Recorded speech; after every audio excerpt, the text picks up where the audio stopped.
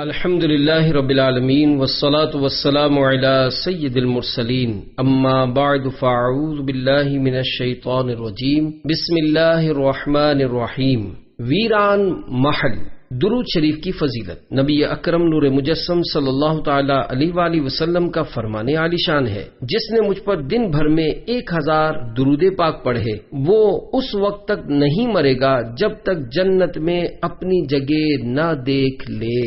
صلو علی الحبیب صلی اللہ تعالی علی محمد۔ حضرت سیدنا جنید بغدادی علیہ رحمت اللہ الہادی بیان فرماتے ہیں کہ میرا ایک بار کوفہ جانا ہوا، وہاں ایک سرمایہ دار کے عالی شان محل پر نظر پڑی جس سے عیش و تنعم خوب جھلک رہا تھا۔ دروازے پر غلاموں کا جھرمٹ تھا اور ایک خوشگلو کنیز یہ نغمہ الاپ رہی تھی: اے مکان، تجھ میں کبھی غم داخل نہ ہو اور تیرے اندر رہنے والوں کو زمانہ کبھی بھی پامال نہ کرے۔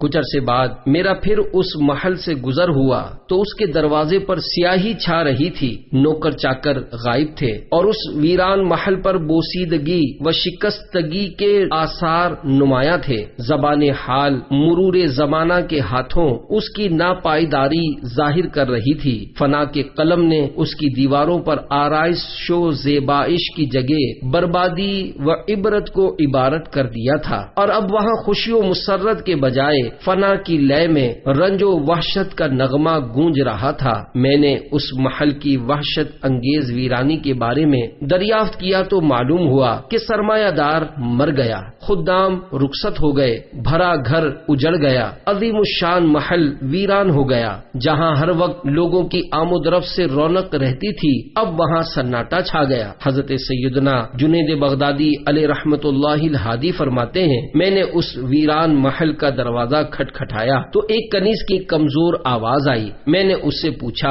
اس محل کی شان و شوکت اور اس کی چمک دمک کہاں گئی؟ اس کی روشنیاں، اس کے جگمگ جگمگ کرتے قمقمے کیا ہوئے اور اس میں بسنے والوں پر کیا بیتی؟ میرے استفسار پر وہ بوڑھی کنیز اشک بار ہو گئی اور اس نے ویران محل کی داستان غم نشان سنانا شروع کی اور کہا، اس کے مکین یعنی رہنے والے عارضی طور پر یہاں رہائش پذیر تھے، ان کی تقدیر نے ان کو قصر یعنی محل سے قبر میں منتقل کر دیا۔ اس ویران محل میں رہنے والے ہر فرد خوشحال اور اس کے سارے اسباب و مال کو زوال لگ گیا، اور یہ کوئی نئی بات نہیں، دنیا کا تو یہی دستور ہے کہ جو بھی اس میں آتا اور خوشیوں کا گنج پاتا ہے بالآخر وہ موت کا رنج پاتا اور ویران قبرستان میں پہنچ جاتا ہے۔ جو اس دنیا سے وفا کرتا ہے یہ اس کے ساتھ بے وفائی ضرور کرتی ہے۔ میں نے اس کنیز سے کہا، ایک بار میں یہاں سے گزرا تھا تو اس کے اندر ایک کنیز یہ نغمہ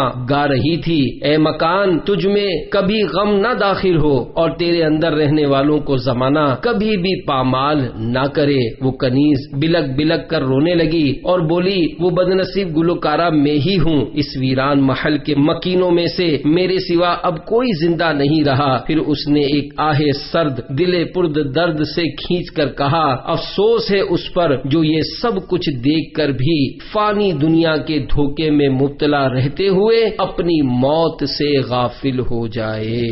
ہنستے بستے گھر موت نے ویران کر دیے۔ میٹھے میٹھے اسلامی بھائیوں، ویران محل کی حکایت اپنے مکینوں یعنی اس میں رہنے والوں کے فنا کے ہاتھوں موت کے گھاٹ اترنے کا کیسا عبرت ناک منظر پیش کر رہی ہے۔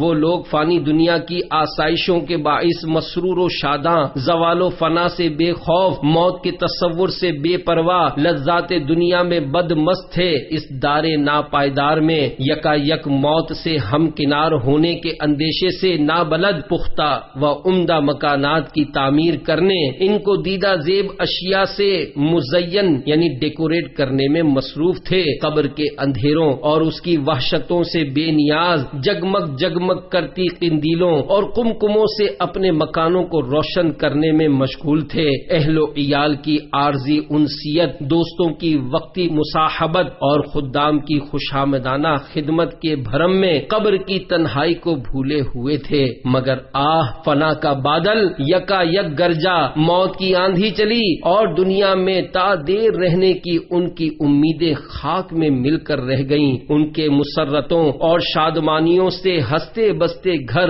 موت نے ویران کر دیے۔ روشنیوں سے جگمگاتے قصور یعنی محلات سے گھپ اندھیری قبور میں انہیں منتقل کر دیا گیا۔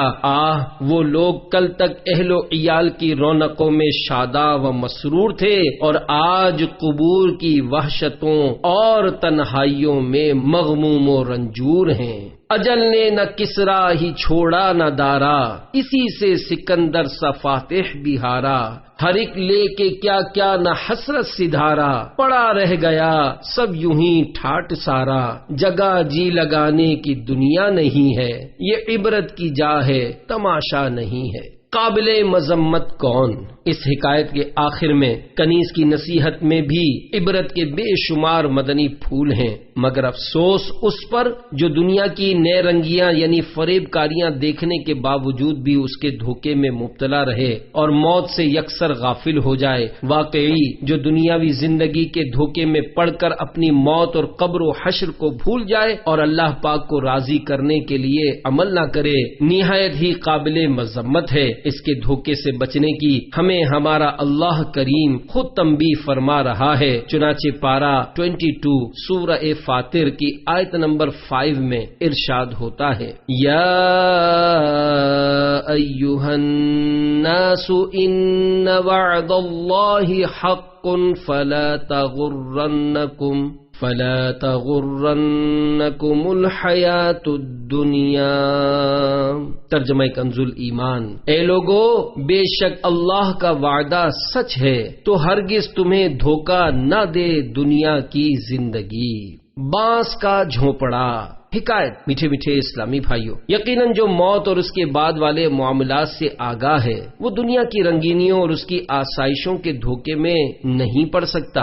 حضرت سیدنا وہیب بن ورد رحمت اللہ تعالی علیہ فرماتے ہیں، حضرت سیدنا نوح علی نبینا وعلیہ الصلوۃ والسلام نے ایک سادہ سے بانس کے جھوپڑے میں رہائش اختیار فرمائی۔ عرض کی گئی بہتر تھا کہ آپ کوئی عمدہ مکان تعمیر فرما لیتے۔ فرمایا جس نے اس دنیا سے چلے جانا ہے اس کے لیے یہ بھی بہت ہے۔ فانی مکان کی سجاوٹیں۔ افسوس مسلمانوں کی ایک تعداد موت کی جانب عدم توجہ کے سبب آج دنیا میں عمدہ مکانات کی تعمیرات میں منہمک یعنی بے انتہا مصروف نظر آ رہی ہے۔ اپنے مکانات کو English tiled bath, American kitchen, marble flooring, wardrobe, full grill work, full wood work, extra work سے تو خوب سجایا جا رہا ہے، مگر نیکیوں کے ذریعے اپنی قبر کی سجاوٹ کی طرف کوئی توجہ نہیں۔ ایک عربی شاعر نے کس قدر درد بھرے انداز میں ہمیں سمجھانے کی کوشش کی ہے، ملاحظہ ہو۔ اشعار کا ترجمہ۔ نمبر 1، دنیا کی حقیقت اور آخرت کی معرفت یعنی پہچان سے جہالت کی بنا پر تو اپنے مکان کو زینت دینے اور صرف اسی کو آباد کرنے میں لگا ہوا ہے، اور تیرے مرنے کے بعد شاید تیرا غیر اس مکان کا مالک ہو۔ نمبر 2، جس کو ایام کی گاڑی قبر کی طرف کھینچتی چلی جا رہی ہو وہ گویا موت سے مل چکا یعنی بہت جلد مر جائے گا۔ نمبر 3، اور آدمی دنیاوی مقاصد کے حصول میں امید و رجا کے پھندے میں گرفتار ہے، حالانکہ ان ہی جھوٹی امیدوں میں اس کی ہلاکت پوشیدہ ہے۔ نمبر 4، اس جوان کا اجر اللہ پاک کے ذمہ کرم پر ہے جس نے اپنے قبر و آخرت کے معاملے کی تدبیر کی اور صبح و شام موت کی تیاری کرنے میں جلدی کی۔ بلند مکان زمین بوس کر دیا۔ حکایت، سرکار دو جہان حضور اکرم صلی اللہ تعالی علیہ وآلہ وسلم کو عمدہ مکانات سے کس قدر بے رغبتی تھی، اس بات کو ابو داؤد شریف کی اس روایت سے سمجھنے کی کوشش کیجیے۔ چنانچہ حضرت سیدنا انس رضی اللہ تعالی عنہ سے روایت ہے کہ ایک دن رسول اللہ صلی اللہ تعالی علیہ وآلہ وسلم کہیں تشریف لے گئے، ہم بھی ساتھ ہی تھے کہ تاجدار رسالت صلی اللہ تعالی علیہ وآلہ وسلم نے ایک بلند عمارت ملاحظہ کی تو فرمایا یہ کیا ہے؟ عرض کی گئی یہ فلاں انصاری کی ہے۔ یہ سن کر مدینے کے تاجور سلطان بحر و بر محبوب رب اکبر صلی اللہ تعالی علیہ وآلہ وسلم خاموش ہو گئے اور یہ بات قلب اطہر میں رکھ لی، حتیٰ کہ اس عمارت کا مالک حاضر ہوا اور اس نے آپ صلی اللہ تعالی علیہ وآلہ وسلم کو لوگوں کی موجودگی میں سلام عرض کیا۔ سرکار صلی اللہ تعالی علیہ وآلہ وسلم نے اس سے اعراض کیا۔ اس انصاری نے یہ عمل کئی مرتبہ کیا، یہاں تک کہ اس انصاری شخص نے اپنے بارے میں ناراضی کا اظہار اور اعراض جان لیا تو اس نے جناب رسالت مآب صلی اللہ تعالی علیہ وآلہ وسلم کے اصحاب سے یہ کیفیت بیان کرتے ہوئے کہا، واللہ میں رسول اللہ صلی اللہ تعالی علیہ وآلہ وسلم کو ناراض پاتا ہوں۔ صحابہ کرام علیہم رضوان نے فرمایا کہ سرکار مدینہ صلی اللہ تعالی علیہ وآلہ وسلم تشریف لے گئے تھے تو تمہاری عمارت دیکھی، یعنی ہمارا اندازہ یہی ہے کہ تم سے ناراضی کا سبب تمہاری تعمیر کردہ بلند عمارت ہے۔ یہ سن کر وہ انصاری اپنی عمارت کی طرف لوٹے اور اسے ڈھا کر زمین بوس کر دیا۔ میری زندگی کا مقصد ہے حضور کو منانا۔ میٹھے میٹھے اسلامی بھائیوں، یہ ہے حضرات صحابہ کرام علیہم رضوان کا عشق رسول صلی اللہ تعالی علیہ وآلہ وسلم۔ مفسر شہیر حضرت مفتی احمد یار خان علیہ رحمت الحنان اس حدیث پاک کے تحت فرماتے ہیں، مصطفیٰ جان رحمت صلی اللہ تعالی علیہ وآلہ وسلم نے انہیں نہ تو عمارت ڈھانے کا حکم دیا اور نہ ہی یہ فرمایا کہ اس طرح کی عمارت بنانا جائز نہیں۔ ان صحابی کو صرف اندازہ ہی ہوا کہ شاید تاجدار نبوت صلی اللہ علیہ وآلہ وسلم اس عمارت کے سبب مجھ سے ناراض ہو گئے ہیں، تو ان کا یہ ذہن بنا کہ یہ عمارت میرے اور محبوب کے درمیان رکاوٹ بن گئی، لہذا اسے ڈھا دیا۔ اس ڈھانے میں مال کو برباد کرنا نہیں اور نہ ہی یہ فضول خرچی ہے، بلکہ اصل مقصود محبوب کو منانا ہے۔ اگر عمارت ڈھانے سے اللہ پاک کے پیارے نبی صلی اللہ تعالی علیہ وآلہ وسلم راضی ہو جائیں تو یقیناً سودا نہایت ہی سستا ہے۔ جناب خلیل علیہ السلام تو رضائے الہی عز و جل کے لیے فرزند کو ذبح کرنے کے لیے تیار ہو گئے تھے۔ حضرت سیدنا اسماعیل ذبیح اللہ علی نبینا علیہ الصلوۃ والسلام کی ذبح سے متعلق قرآنی واقعہ مشہور و معروف ہے۔ یہ انہی حضرات علیہم السلام کے ساتھ خاص تھا۔ اب کوئی خواب وغیرہ میں حکم پا کر اپنی اولاد کو ذبح نہیں کر سکتا، اگر کرے گا تو قاتل اور جہنم کا حقدار ٹھہرے گا۔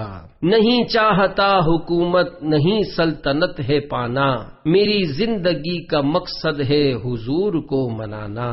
صلو علی الحبیب صلی اللہ تعالی علی محمد۔ پراسرار پتھر۔ حکایت، حضرت سیدنا ابو زکریا تیمی علیہ رحمت اللہ القوی فرماتے ہیں، خلیفہ سلیمان بن عبد الملک مسجد حرام شریف میں موجود تھا کہ اس کے پاس ایک پتھر لایا گیا جس پر کوئی تحریر کندہ تھی۔ اس نے ایسے شخص کو بلانے کا کہا جو اس کو پڑھ سکے، چنانچہ مشہور تابعی بزرگ حضرت سیدنا وہب بن منبہ رحمت اللہ تعالی علیہ تشریف لائے اور اسے پڑھا۔ اس پر لکھا تھا، اے ابن آدم، اگر تو اپنی موت کے قریب ہونے کو جان لے تو لمبی لمبی امیدوں سے کنارہ کشی اختیار کر کے اپنے نیک عمل میں زیادتی کا سامان کرے اور حرص و لالچ اور دنیا کمانے کی تدبیریں کم کر دے۔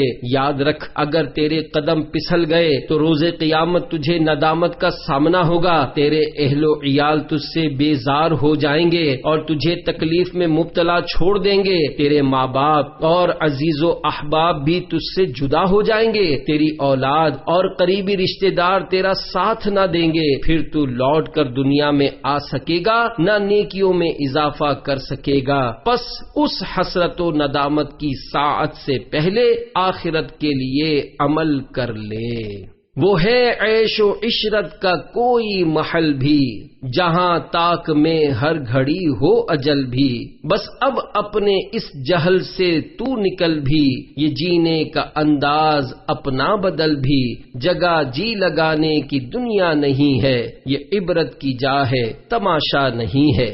عقل مند کے کرنے کا کام۔ میٹھے میٹھے اسلامی بھائیوں، عقل مند کو چاہیے کہ وہ اپنی گزشتہ زندگی کا جائزہ لے، اپنے گناہوں پر نادم ہو کر ان سے سچی توبہ کرے، زیادہ دیر زندہ رہنے کی امید کے دھوکے میں نہ پڑے، بلکہ قبر و آخرت کی تیاری کے لیے فوراً نیک اعمال میں لگ جائے، دولت و مال اور اہل و عیال کی محبت میں نہ نیکیاں چھوڑے نہ گناہوں میں پڑے کہ ان سب کا ساتھ تو دم بھر کا ہے، اور نیکیاں قبر و آخرت بلکہ دنیا میں بھی کام آئیں گی۔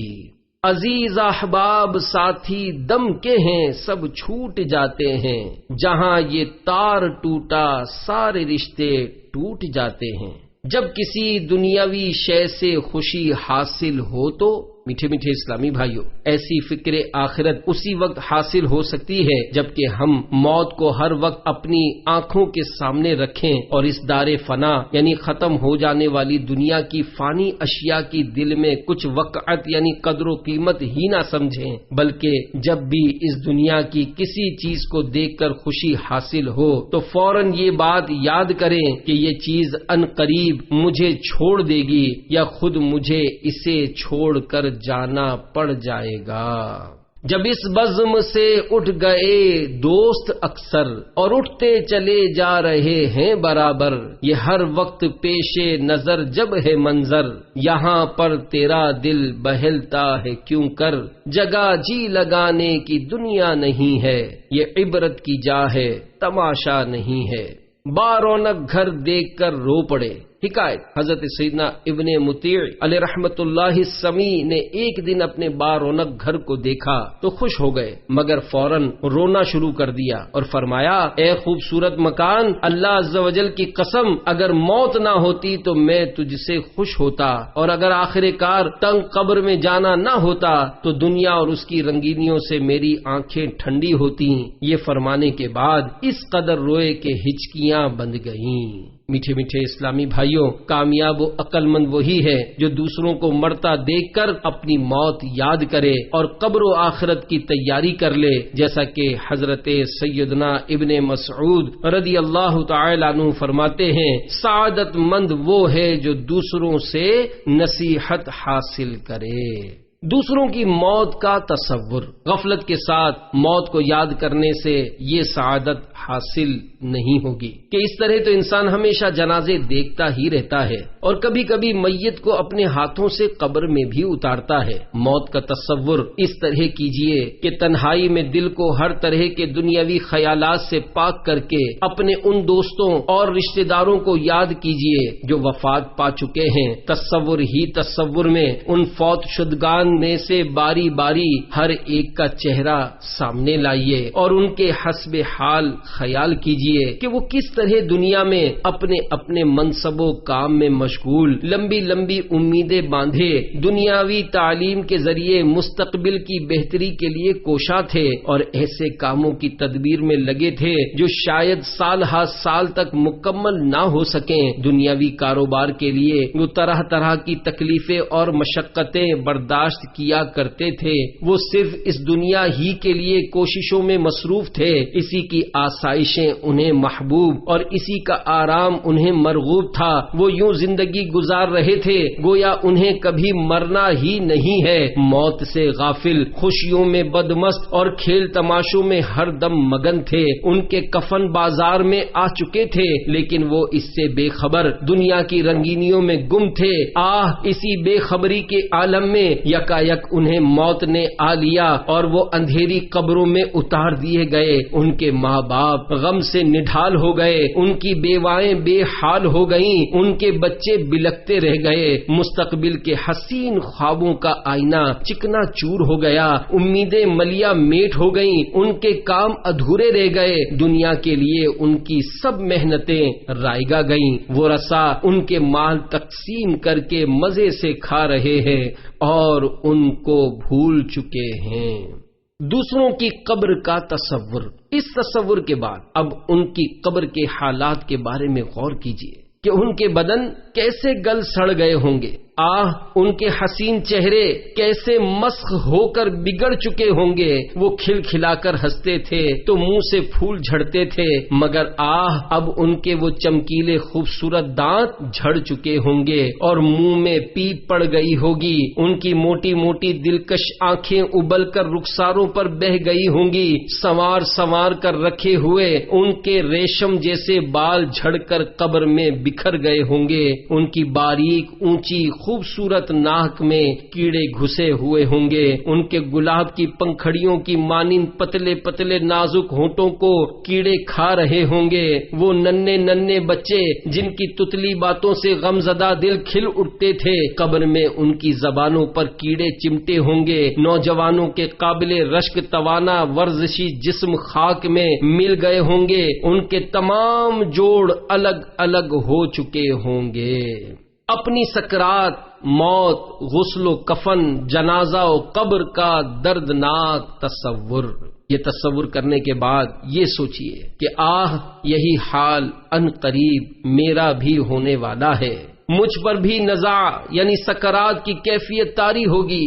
ہائے نزاع کی سختیاں، موت کا ایک جھٹکا تلوار کے 1000 وار سے سخت ہوگا، آنکھیں چھت پر لگی ہوں گی، عزیز و اقارب جمع ہوں گے، ماں میرا لال کہہ رہی ہوگی، باپ مجھے بیٹا بیٹا کہہ کر پکار رہا ہوگا، بہنیں بھیا بھیا کی صدائیں لگا رہی ہوں گی، چاہنے والے آہیں اور سسکیاں بھر رہے ہوں گے، پھر اسی چیخو پکار کے پرہول ماحول میں روح قبض کر لی جائے گی، عزیزوں میں کوہرام مچ جائے گا، کوئی آگے بڑھ کر میری آنکھیں بند کر دے گا، مجھ پر کپڑا اڑا دیا جائے گا، پھر غسال کو بلایا جائے گا، مجھے تختے پر لٹا کر غسل دیا جائے گا اور کفن پہنایا جائے گا، آہو فغاں کے شور میں گھر سے میرا جنازہ روانہ ہوگا، میں نے جس گھر کے اندر ساری عمر بسر کی، کل تک جنہوں نے ناز اٹھائے، آج وہی میرا جنازہ اٹھا کر قبرستان کی طرف چل پڑیں گے، پھر مجھے قبر میں اتار کر اپنے ہاتھوں سے مجھ پر مٹی ڈالیں گے، آہ پھر قبر کی تاریکیوں میں مجھے تنہا چھوڑ کر سب کے سب پلٹ جائیں گے، میرا دل بہلانے کے لیے کوئی بھی وہاں نہ ٹھہرے گا، ہائے ہائے پھر قبر میں میرا جسم گلنا سڑنا شروع ہو جائے گا، اسے کیڑے کھانا شروع کر دیں گے، وہ کیڑے پتہ نہیں میری سیدھی آنکھ پہلے کھائیں گے یا کہ الٹی آنکھ، میری زبان پہلے کھائیں گے یا میرے ہونٹ، ہائے ہائے میرے بدن پر کس قدر آزادی کے ساتھ کیڑے رینگ رہے ہوں گے، ناک کان اور آنکھوں وغیرہ میں گھس رہے ہوں گے، یوں اپنی موت اور قبر کے حالات کا باری باری تصور باندھیے، قبر کے دبانے، منکر نکیر کی آمد، ان کے سوالات اور قبر کے عذابات کے خیالات دل میں لائیے اور اپنے آپ کو ان پیش آنے والے معاملات سے ڈرائیے، اس طرح موت کا تصور کرنے سے انشاءاللہ عز و جل دل میں موت کا احساس پیدا ہوگا، نیکیاں کرنے اور گناہوں سے بچنے کا ذہن بنے گا، موت کو یاد کرنے کے لیے مہینے میں کم از کم ایک بار اندھیرا کر کے یا تنہائی میں اسی ویران محل نامی بیان کا کیسٹ سننا، نیز یہ اشعار پڑھنا سننا انشاءاللہ عز و جل بے حد مفید رہے گا۔ موت کی یاد دلانے والے اشعار۔ قبر روزانہ یہ کرتی ہے پکار، مجھ میں ہیں کیڑے مکوڑے بے شمار، یاد رکھ میں ہوں اندھیری کوٹھڑی، تجھ کو ہوگی مجھ میں سن وحشت بڑی، میرے اندر تو اکیلا آئے گا، ہاں مگر اعمال لیتا آئے گا، نرم بستر گھر پہ ہی رہ جائیں گے، تجھ کو فرش خاک پر دفنائیں گے، گھپ اندھیری قبر میں جب جائے گا، بے عمل بے انتہا گھبرائے گا، کام مال و زر نہیں کچھ آئے گا، غافل انسان یاد رکھ پچھتائے گا، جب تیرے ساتھی تجھے چھوڑ آئیں گے، قبر میں کیڑے تجھے کھا جائیں گے، قبر میں تیرا کفن پھٹ جائے گا، یاد رکھ نازک بدن پھٹ جائے گا، تیرا ایک بال تک جھڑ جائے گا، خوبصورت جسم سب سڑ جائے گا، آہ ابل کر آنکھ بھی بہ جائے گی، کھال ادھڑ کر قبر میں رہ جائے گی، سانپ بچھو قبر میں گر آ گئے، کیا کرے گا بے عمل گر چھا گئے۔ صلو علی الحبیب صلی اللہ تعالی علی محمد۔ روتے روتے ہچکیاں بندھی ہوئی تھیں۔ حکایت۔ میٹھے میٹھے اسلامی بھائیوں، ہمارے بزرگان دین رحمہم اللہ المبین موت و قبر و آخرت کو پیش نظر رکھا کرتے تھے۔ یہی وجہ ہے کہ وہ گناہوں سے مجتنب یعنی دور اور نیکیوں پر مستعد یعنی تیار رہتے، اور اس دار فنا کی عارضی لذتوں میں منہمک ہو کر مطمئن ہو جانے کے بجائے خوف خدا سے گریہ کنا رہتے۔ چنانچہ حضرت سیدنا یزید رقاشی علیہ رحمت اللہ الشافی فرماتے ہیں کہ ہم حضرت عامر بن عبداللہ رحمت اللہ تعالی علیہ کے پاس حاضر ہوئے، روتے روتے ان کی ہچکیاں بندھی ہوئی تھیں۔ ہم نے سبب گریہ دریافت کیا تو فرمانے لگے، مجھے اس طویل ترین رات کا خوف رلا رہا ہے جس کی صبح یوم قیامت ہے، یعنی قبر کی رات جو ہی ختم ہوگی قیامت کا دن شروع ہو جائے گا، لہذا اس کے ہوش ربا تصور نے تڑپا رکھا ہے۔ موت کی یاد کیوں ضروری ہے؟ میٹھے میٹھے اسلامی بھائیوں، قبر و حشر کے احوال کو سامنے رکھ کر ہمارے بزرگان دین رحمہم اللہ المبین ہمیں بھی موت کی یاد اور اس کی آمد سے قبل اس کی تیاری کی ترغیب دلاتے ہیں۔ چنانچہ حجت الاسلام حضرت سیدنا امام محمد بن محمد غزالی علیہ رحمت اللہ الوالی فرماتے ہیں، وہ شخص کہ جس کو موت سے شکست کھانی ہو، مٹی جس کا بچھونا، کیڑے جس کے انیس یعنی ساتھی، منکر نکیر جس کے ممتحن یعنی امتحان لینے والے، قبر جس کا ٹھکانہ، زمین کا پیٹ جس کی قیام گاہ، قیامت جس کی وعدہ گاہ، اور جنت یا جہنم جس کا مورد یعنی پہنچنے کی جگہ ہو، اسے صرف موت ہی کی فکر ہونی چاہیے۔ وہ صرف اسی کا ذکر کرے، اسی کے لیے تیاری کرے، اسی کی تدبیر کرے، اسی کا منتظر رہے، اور حق یہ ہے کہ اپنے آپ کو فوت شدہ لوگوں میں شمار کرے اور خود کو مرا ہوا تصور کرے، کیونکہ جو چیز آ کر رہے گی وہ قریب ہی ہے۔ نبیوں کے سلطان، نبیوں کے سردار صلی اللہ تعالی علیہ وآلہ وسلم کا فرمان عبرت نشان ہے، عقل مند وہ ہے جو اپنے نفس کا محاسبہ کرے اور موت کے بعد کے معاملات کے لیے تیاری کرے۔ مزاج پرسی پر غشی۔ بزرگان دین رحمہم اللہ المبین موت اور اس دنیا سے کوچ کر جانے کو بہت کثرت سے یاد کرتے، بلکہ بسا اوقات ان پر موت اور قبر و حشر کی اس فکر و خوف کا ایسا غلبہ ہوتا کہ ان پر بے ہوشی طاری ہو جاتی۔ چنانچہ حضرت سیدنا یزید رقاشی علیہ رحمت اللہ الشافی سے جب کوئی عرض کرتا کیا حال ہے تو فرمایا کرتے، موت جس کا موعد یعنی وعدے کا وقت، زمین کے نیچے جس کا ٹھکانہ، قبر جس کا گھر، کیڑے جس کے انیس یعنی ساتھی ہوں، اور اسی کے ساتھ ساتھ اسے الفزع الاکبر یعنی بڑی گھبراہٹ یعنی قیامت کا بھی انتظار ہو، اس کا حال کیا ہوگا؟ یہ فرما کر آپ رحمت اللہ تعالی علیہ پر رقت طاری ہو جاتی، حتیٰ کہ روتے روتے بے ہوش ہو جاتے۔ الفزع الاکبر، صبح کس حال میں کی؟ حکایت۔ اسی طرح حضرت سیدنا مالک بن دینار علیہ رحمت اللہ الغفار سے کسی نے پوچھا آپ نے صبح کیسے کی؟ فرمایا اس شخص کی صبح کس حال میں ہوگی جو ایک گھر یعنی دنیا سے دوسرے گھر یعنی آخرت کی طرف جانے والا ہو اور کچھ پتہ نہ ہو کہ جنت میں جانا ہے یا دوزخ ٹھکانا ہے۔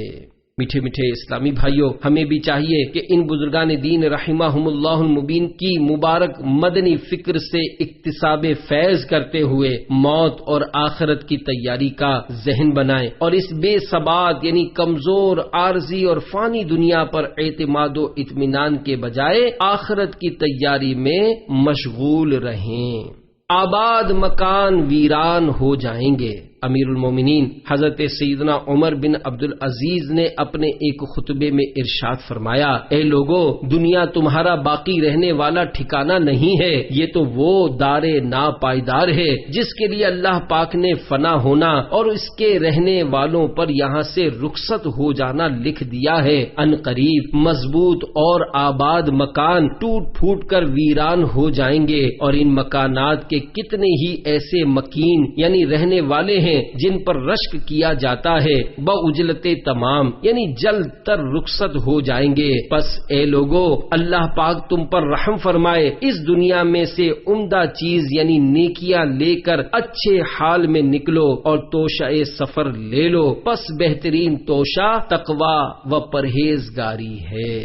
دنیا برباد ہو کر رہے گی۔ کروڑوں شافعیوں کے عظیم پیشوا حضرت سیدنا امام شافعی علیہ رحمت اللہ القوی نے ایک شخص کو نصیحت کرتے ہوئے ارشاد فرمایا، بے شک دنیا پھسلنے کی جگہ اور ذلت کا گھر ہے، اس کی آبادی برباد ہونے والی ہے اور اس کے ساکنین یعنی باشندے قبروں میں پہنچنے والے ہیں۔ اس سے جو کچھ نفع کیا ہے وہ ہر صورت اس سے جدا ہونا ہے، اور اس کی دولت مندی تنگ دستی میں بدلنے والی ہے۔ اس میں زیادتی حقیقت میں تنگی ہے اور اس میں تنگی دراصل آسانی ہے۔ پس اللہ پاک کی بارگاہ میں گھبرا کر توبہ کر اور اس کے عطا کردہ رزق پر راضی رہ، دار بقا یعنی آخرت کے اجر کو دار فنا یعنی دنیا کے بدلے میں ضائع نہ کر۔ تیری زندگی ڈھلتا سایہ اور گرتی دیوار ہے، اپنے عمل میں زیادتی اور عمل یعنی دنیاوی امید میں کمی کر۔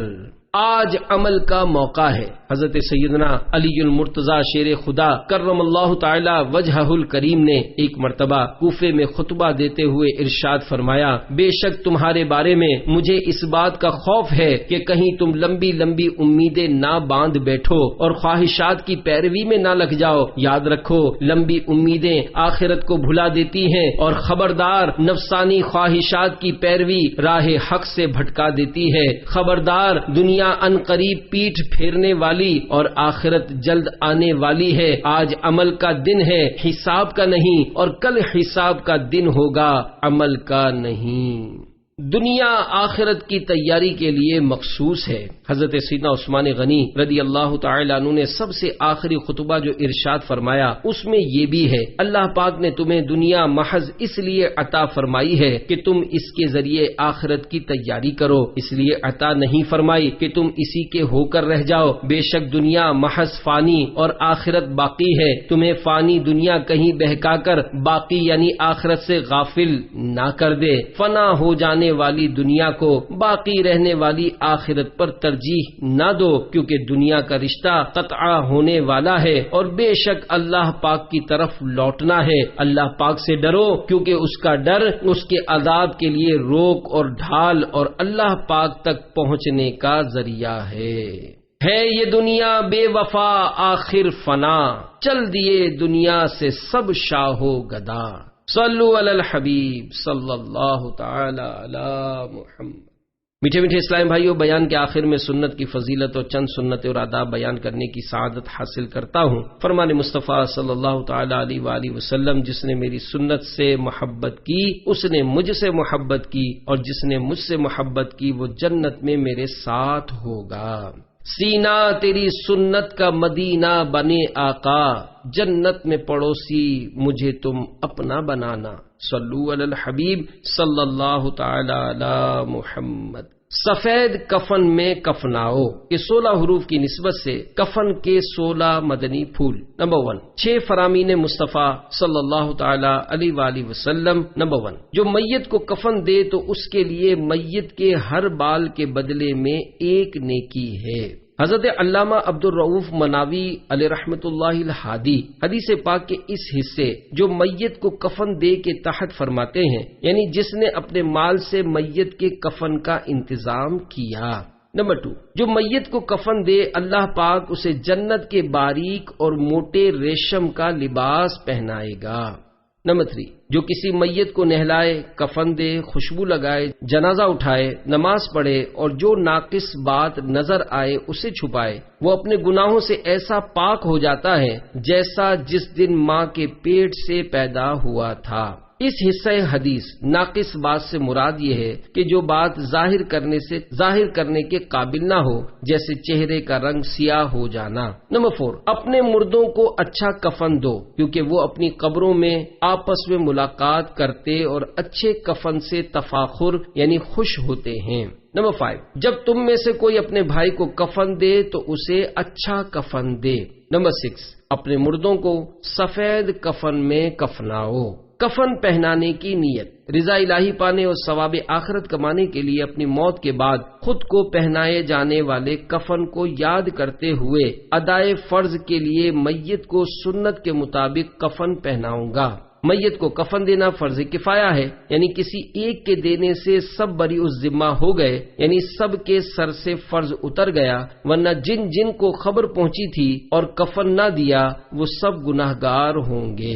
مرد کا مسنون کفن، نمبر 1 لفافہ یعنی چادر، نمبر 2 ازار یعنی تہبند، نمبر 3 قمیص یعنی کفنی۔ عورت کے لیے ان تینوں کے ساتھ ساتھ مزید 2 یہ ہیں، نمبر 4 اوڑھنی، نمبر 5 سینہ بند۔ جو نابالغ حد شہوت کو پہنچ گیا وہ بالغ کے حکم میں ہے، یعنی بالغ کو کفن میں جتنے کپڑے دیے جاتے ہیں اسے بھی دیے جائیں، اور اس چھوٹے لڑکے کو 1 کپڑا اور چھوٹی لڑکی کو 2 کپڑے دے سکتے ہیں، اور لڑکے کو بھی 2 کپڑے دیے جائیں تو اچھا ہے، اور بہتر یہ ہے کہ دونوں کا پورا کفن دیں اگرچہ 1 دن کا بچہ ہو۔ صرف علماء و مشائخ کو با امامہ دفن کیا جا سکتا ہے، عام لوگوں کی میت کو مع امامہ دفنانا منع ہے۔ مرد کے بدن پر ایسی خوشبو لگانا جائز نہیں جس میں زعفران کی آمیزش ہو، عورت کے لیے جائز ہے۔